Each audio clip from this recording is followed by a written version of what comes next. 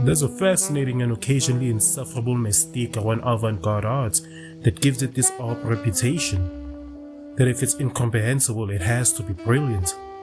But I'm here to remind everyone that avant-garde doesn't automatically mean good or genius or deeper you could ever understand.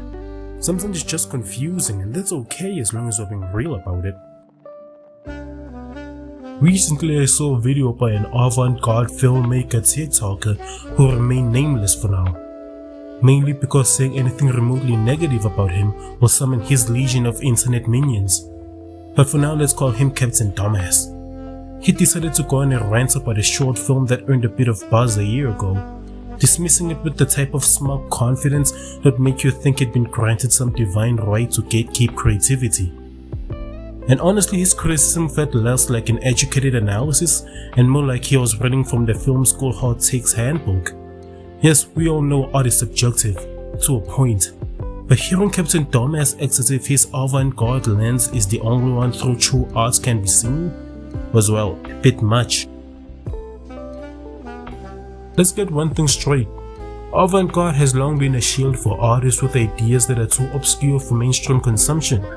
And fair play, innovation in art is crucial, but being ahead of your time isn't the same as being untouchably better. Many beginner filmmakers, like the one Captain Dumbass was tearing down, are just trying to find their voice.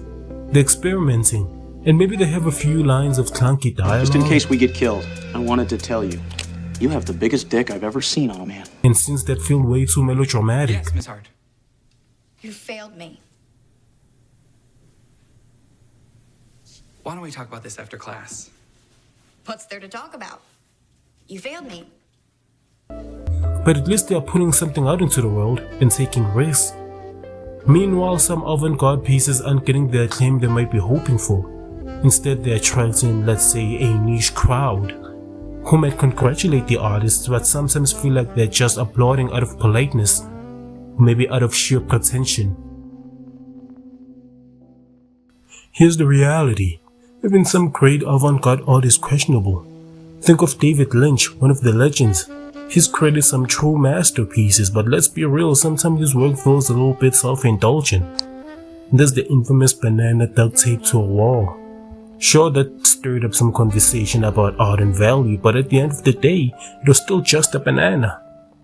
In other words, sometimes the avant-garde defense is just the curtains are blue because they're blue, which is the only time I will ever use that phrase, and any extra meaning is in the eye of the overanalyzer.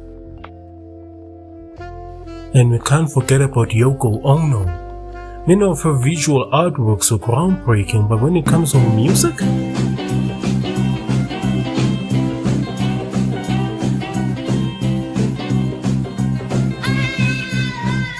Let's say she was exploring the concepts of eardrum endurance before the concept of ear rape had a name. But for some reason, any criticism of her sound experiments is met with, "You just don't get it. She was ahead of her time." Ahead? Maybe.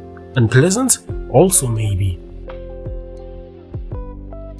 My problem with these avant-garde savants is that they claim to be freeing themselves from the prison that is the mainstream. But if all that includes shutting out and acting above other artists that don't really care about reinventing the wheel, then all they're doing is moving into another cell. So, to all the aspiring Captain Dumbasses out there, feel free to criticize art, but maybe don't be such an asshead about it. Avant-garde isn't a license to dismiss everyone else's work, or act like your piece with obscure, incomprehensible symbolism is above critique. Sometimes it's just not. Let's agree that the avant-garde label doesn't automatically elevate a work. It's one style among many. And while some avant-garde art is brilliantly thought-provoking, some of it is just the artistic equivalent of a middle finger, duct tape to a wall.